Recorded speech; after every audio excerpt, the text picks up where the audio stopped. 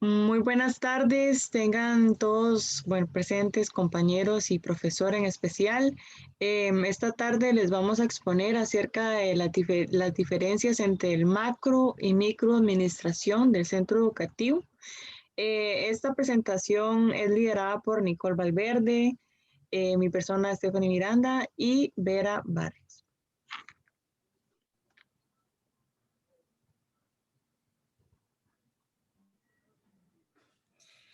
Bueno, muy buenas tardes. Vamos a hablar acerca de aspectos concernientes entre macro y micro administración educativa. Sabemos que estos conceptos también se llevan a cabo en las empresas u organizaciones de corte económico, ¿verdad? Qué sé yo, dentro de un supermercado, por ejemplo, una empresa de automotriz, no sé, de alimentos como la Kraft y los etcétera del caso. Pero sabemos que estas concepciones también se pueden llevar a cabo dentro de la educación. Entonces, ¿cómo vamos a verificar qué es la macro y la micro administración educativa? Bueno, desde diferentes aspectos. Entonces, vamos a caracterizarlas primero para tener claridad con respecto a este tema. Sabemos entonces que la macroadministración se caracteriza por ser una superestructura burocrática, o sea, es obviamente más grande que en todo caso una institución, un centro educativo. Entonces podemos entender que una superestructura burocrática puede ser el Ministerio de Educación.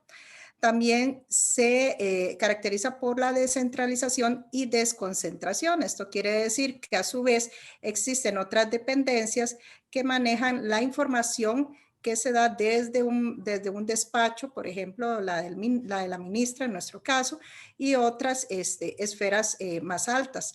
Y esto se da desde un punto de vista horizontal y vertical en el nivel del territorio. Esto quiere decir que también podemos encontrar direcciones regionales adscritas al concepto de la superestructura burocrática.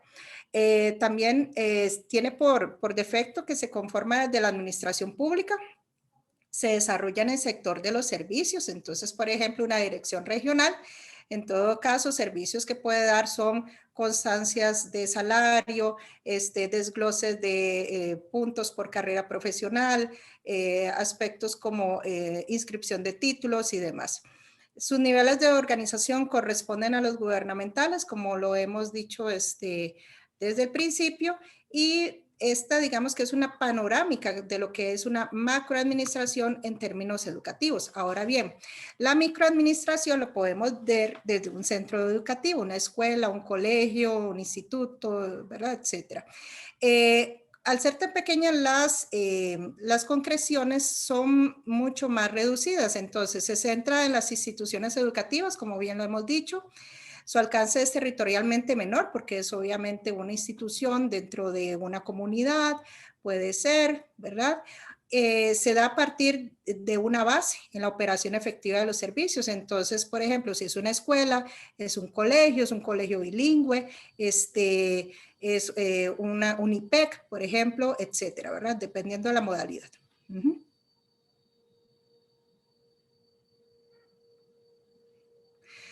Cuando explicábamos que era macro y micro educación, en todo caso, hablamos de un tema que es la descentralización, que es lo ideal en todo caso, que otras instancias se encarguen también de otros procesos de la parte central, ¿verdad? De la parte burocrática. Pero existe, desgraciadamente, en la realidad, otro concepto que se llama centralismo. El centralismo, y lo vemos muy bien desde la perspectiva del Ministerio de Educación Pública, es la acumulación excesiva, onerosa y muchas veces inoperante de facultades de decisión y prestación de servicios radicadas en los más altos niveles del sistema político administrativo nacional. ¿Qué quiere decir eso? Que entonces hay exceso en los trámites, ¿verdad? Tardanza en la elaboración de proyectos, en la construcción, por ejemplo, de escuelas, de colegios y demás, por el alto índice de documentos, decisiones o de personal. Entonces esto lo que hace es atrasar todo tipo de desarrollo en el sentido educativo, por ejemplo. También se caracteriza por la exagerada subordinación y dependencia del sistema educativo respecto al gobierno nacional en aspectos específicos operativos, limitando así la capacidad social de iniciativa y de acción, y drenando muchas veces importantes recursos que podrían cumplir un mejor papel productivo en la base.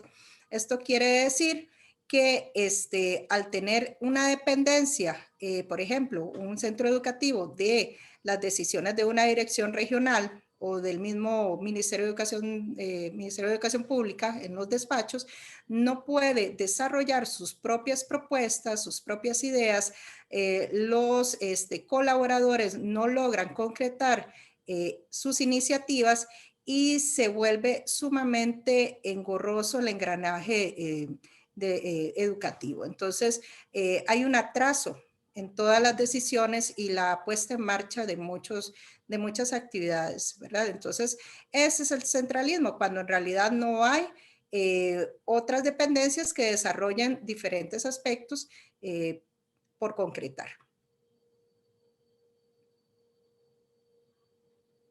Y tenemos al lado del centralismo el burocratismo, que es algo muy relacionado con el concepto anterior. Entonces tenemos exceso de personal y de recursos asignados a los administrativos. Esto quiere decir que, por ejemplo, la plantilla del Ministerio de Educación tiene aproximadamente entre 50,000 y 80,000 personeros y esto hace que las decisiones en todo sentido se atrasen y se envuelve inclusive en aspectos de errores constantes en la administración. Hay un formalismo y un legalismo que impera excesivamente en el accionar de las administraciones, lo que le resta dinamismo, eficacia y oportunidad. Y así no se dan los servicios como propiamente deberían otorgarse.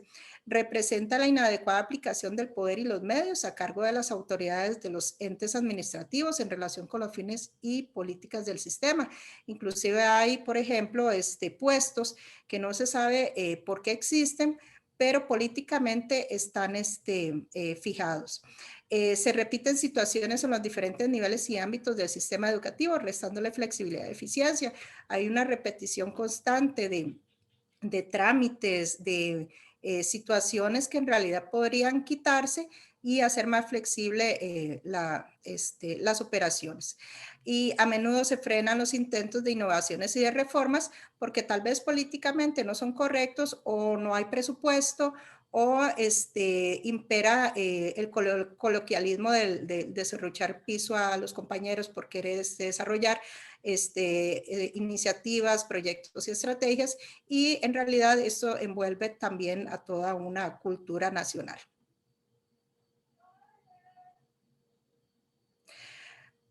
Ahora bien, ya hablamos un poco de lo que era lo macro y lo micro. Ahora vamos a verlo desde una perspectiva más política, porque sabemos que la educación representa todas las aristas de una nación y sobre todo lo que se trata en el aspecto político y económico. Entonces, micropolítica, como lo dijimos en algún momento, es un centro educativo. Entonces, propiamente, la escuela es entendida, ¿verdad?, como una organización política en la que prevalecen cuestiones vinculadas con el poder, los conflictos, las alianzas, la oposición, la toma de decisiones y que las mismas no pueden entenderse desarticuladas del espacio social, histórico y político en el que se desarrollan.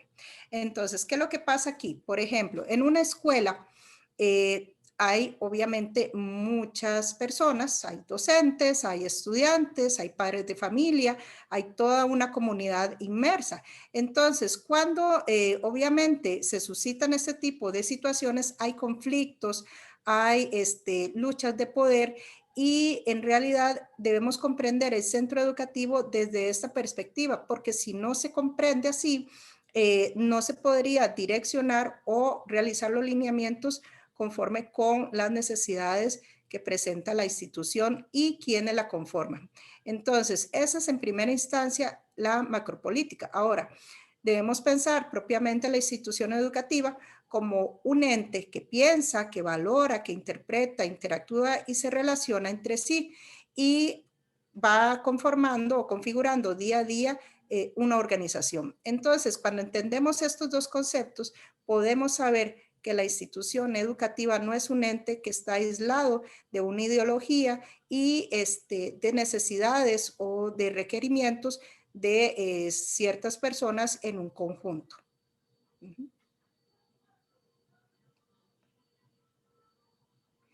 Ahora, desde la perspectiva de la macropolítica, se dice que es la organización escolar que dirige sus acciones desde la política educativa de un país, ¿verdad? Y define los fines educativos que persigue. Entonces, en este tanto, habrá tantas políticas educativas cuantos fines educativos haya. ¿Qué quiere decir esto? Bueno, que obviamente en nuestro país, por ejemplo, subyace la política educativa y la política curricular. Y es claro que de ella se desprende lo que son los programas de estudio, lo que es la conformación de las adecuaciones curriculares, las adecuaciones de acceso, propiamente las plantillas de planeamiento didáctico y todas estas situaciones que se desarrollan dentro de un centro educativo. Aparte de la perspectiva curricular, también hay una perspectiva ya más de gestión administrativa, ¿verdad? De parte de cómo se debe administrar el centro educativo, cuáles deben ser los lineamientos, conforme en qué leyes y reglamentos se deben regir las actividades del centro educativo propiamente, y en eso pues debemos centralizar nuestra atención.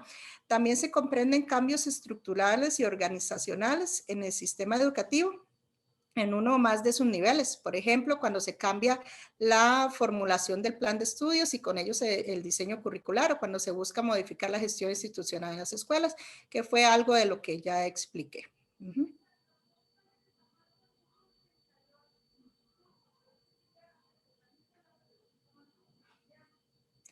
Vamos a centralizarnos en las características de la micropolítica que pues algo hablamos al principio sobre ella. Bueno, para empezar, hay intereses de diverso tipo que poseen los individuos de la organización, como se dijo, y que no quedan reflejados en las metas organizativas. Este es un reto que tiene, por ejemplo, un gestor educativo, porque debe conciliar en la medida de las posibilidades todas esas opiniones para que se logre en realidad el desarrollo de la institución educativa. También hay un grupo de interés. Es claro que tenemos esas características dentro de una institución, y en esto debe existir cohesión y permanencia que no existe siempre, ¿verdad? Entonces, ese es el tema, ¿verdad? Hay obviamente, unas personas que desean unas situaciones y otras, pues otras. Entonces, aquí hay una lucha de poderes, claramente. Y este conjunto de personas que comparten un interés común y que se pueden combinar en condiciones diversas, deben ser manejadas desde una perspectiva estratégica para poder, como dije, conciliar ideas y llevar a cabo procesos importantes para el desarrollo de la institución.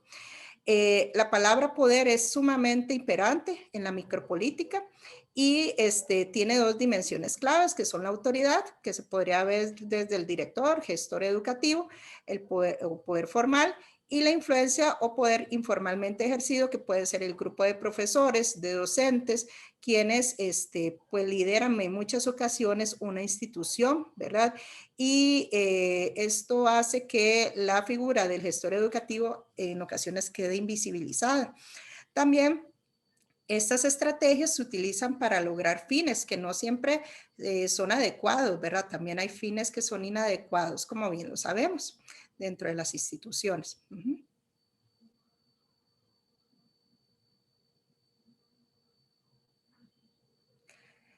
Y vamos a desarrollar propiamente las características de la macropolítica. Entonces, como dijimos desde un principio, pues lo vemos desde una perspectiva ya propiamente, por ejemplo, ministerial o de dirección regional.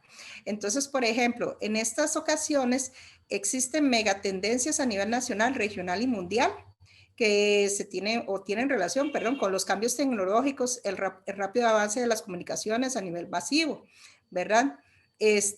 También hay tendencias a la globalización, integración y encapsulamiento de ciertos sectores sumidos a su realidad más próxima. Esto quiere decir que la macropolítica no es solo un aspecto de educación, sino que lo es todo. Claro, la educación engloba todo lo que es el ser humano. Entonces, ¿cómo podemos ver cuáles son los sectores que, por ejemplo, están sumidos en este momento, por ejemplo, con la pandemia, en situaciones de pobreza extrema, en situaciones de violencia, no tienen oportunidades laborales, etcétera, etcétera, ¿verdad? Por ahí puede ser el tema. También se da un incremento de la desocupación en muchos casos, que hay que ver como tema propiamente, sobre todo en esta época, y la consecuente marginalidad social que tiene su impacto en el ámbito educativo, ¿verdad? Entonces hay instituciones, por ejemplo, que se encuentran en sectores donde hay mucha violencia, criminalidad, tráfico de drogas, etcétera, ¿verdad? Son lugares sumamente conflictivos y que desgraciadamente los docentes a veces no quieren, pues, asistir a estos sitios por inclusive temer por sus vidas. Dentro de la macropolítica también existen las políticas que se deben considerar como las tendencias a la descentralización y la desregularización de los sistemas, que sería importante que sucediera y se suscitara sobre todo en el sistema educativo costarricense. Se están haciendo esfuerzos en este sentido, pero la concreción es complicada, ¿verdad? También por el tema de los aspectos englobantes de la educación. También hay un deterioro de la calidad que atraviesa la educación por las demandas culturales actuales, capacitación y preparación, por las mismas burocracias y las mismas toma de decisiones que a veces no son las más adecuadas desde las esferas políticas, económicas, sociales, educativas y demás, ¿verdad? Y también, pues, desde, digamos, un aspecto de universidades estatales. Se podría decir también que ahí, pues, entra esto en juego. También la tecnología para la entrada al mundo global se debe considerar y las teorías sobre el aprendizaje y enseñanza que en la actualidad se han reelaborado, ¿verdad? Entonces, estos dos aspectos, la tecnología y los aspectos del aprendizaje y enseñanza deben ir de la mano para que todo un sistema educativo pueda progresar, no solo porque es importante saber de tecnología y saber cómo cohesionar estas dos dimensiones, sino porque eso es lo que nos está arrastrando en estos momentos a la actualidad, ¿verdad? A la incursión de unas nuevas metodologías de enseñanza y aprendizaje que la cúpula o los altos jerarcas deben comprender en todo momento.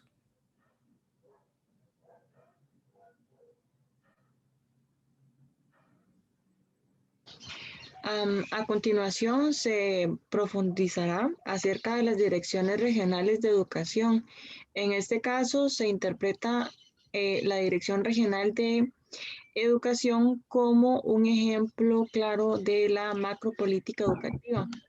Esto es parte de lo que nuestra compañera Vera ha venido explicando. En este caso se entiende que las direcciones regionales de educación tienen como principio orientar el conocimiento de la educación como derecho fundamental de todos los habitantes del país, a cuya satisfacción concurren el Estado, la familia y la comunidad para la consecución de los fines establecidos en la Ley Fundamental de la Educación. Es decir, las direcciones regionales son un aspecto importante que engloba muchas partes importantes, fundamentales de la sociedad. En este caso se tiene que el perfil profesional y personal del director encargado de una dirección regional debe de cumplir con ciertas características fundamentales, las cuales son, entre ellas, aptitud, saberes en docencia, en currículo, en administración educativa, administración gerencial, administración de recursos humanos, finanzas, presupuesto, entre otros. Por otro lado, esta persona debe de contar con las siguientes habilidades.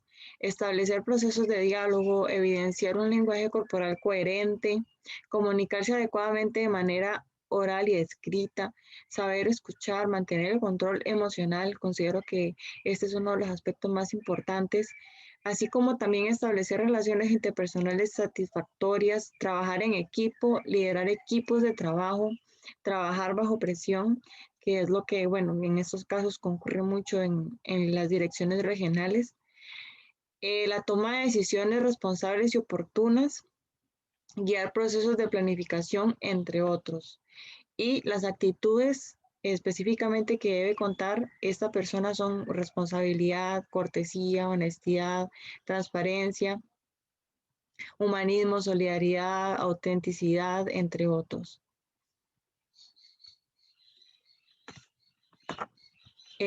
A continuación, algunas de las funciones del promover la contextualización y pertinencia de la política educativa, procurando la articulación y conciliación del currículo nacional con las particularidades históricas, culturales, socioeconómicas y ambientales de las comunidades educativas de la región. En este caso, el director regional encargado de esa parte importante de la macropolítica. De acuerdo al decreto ejecutivo 3551-3 del MEP, se determina que entre las funciones más destacables del director de la regional se encuentran planificar, organizar y dirigir el funcionamiento de la dirección regional de educación de conformidad con lo establecido en el presente decreto, así como también coordinar y dirigir y orientar los procesos de planificación estratégica de la Dirección Regional de Educación. Y por último, promover procesos de planificación estratégica, estudios e investigaciones que contribuyan al desarrollo educativo de la regional y al mejoramiento de la capacidad y gestión de los centros educativos. En este caso, este aspecto es muy importante porque lo vemos, la dirección regional está encargada de un sector importante del país y esto pues tiene influencia directa en los centros educativos de los cuales están inscritos en esa dirección en específico. Por otro lado, encontramos características organizacionales deseables de la dirección regional.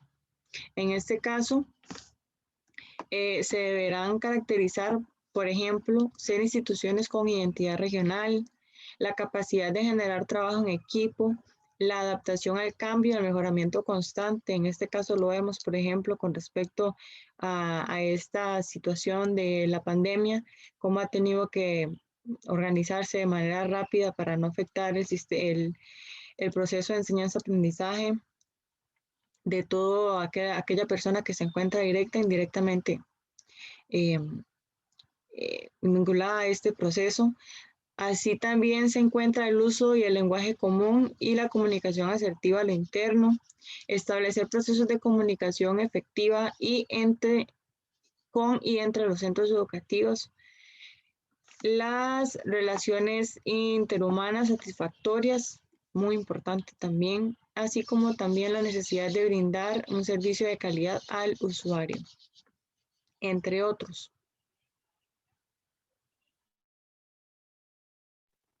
Bueno, ahora continuamos con las instituciones educativas, que corresponden al ejemplo de micropolítica educativa en este caso. Y entendiendo la micropolítica escolar en un proceso que consiste en dar cuenta de aspectos interactivos, dialécticos, estratégicos, ideológicos, entre otros, que se relacionan con la vida organizativa de la institución y el manejo de poder que se da en los centros educativos. Dentro de este ámbito de la micropolítica escolar, tenemos que corresponder a las políticas internas de la escuela, las decisiones que se toman, y vemos que según González, las teorías de la organización escolar ofrecen la insistente visión de que los centros escolares son organizaciones racionales, en las que las cosas pueden funcionar con certidumbre, racionalidad, consenso y cierta estabilidad. Sin embargo, ese empeño ha llevado a pasar por alto qué es lo que verdaderamente ocurre dentro de las escuelas. Entonces se encuentran con que es un mundo complejo, incierto e imprescindible en el que no todo funciona como esperaban.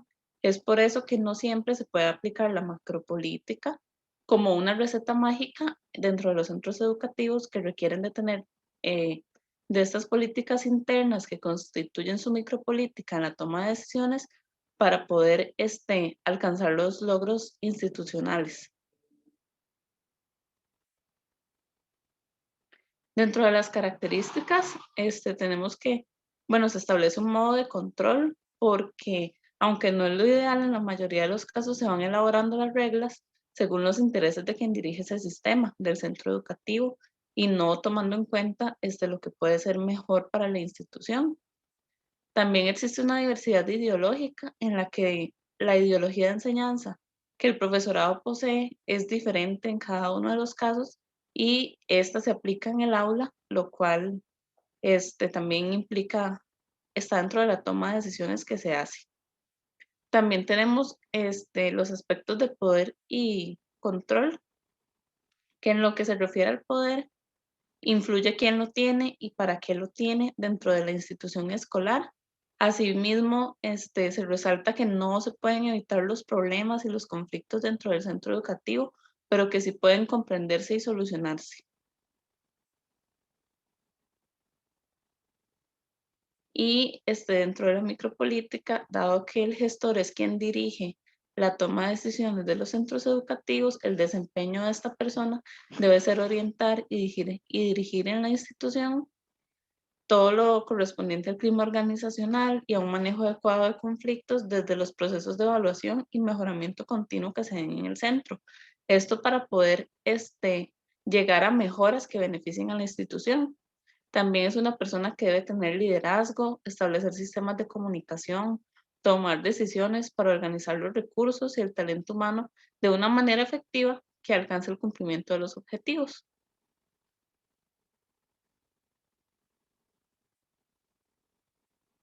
Y eso sería lo que queríamos plasmar en esta exposición. Muchas gracias. Por acá está la bibliografía que se usó.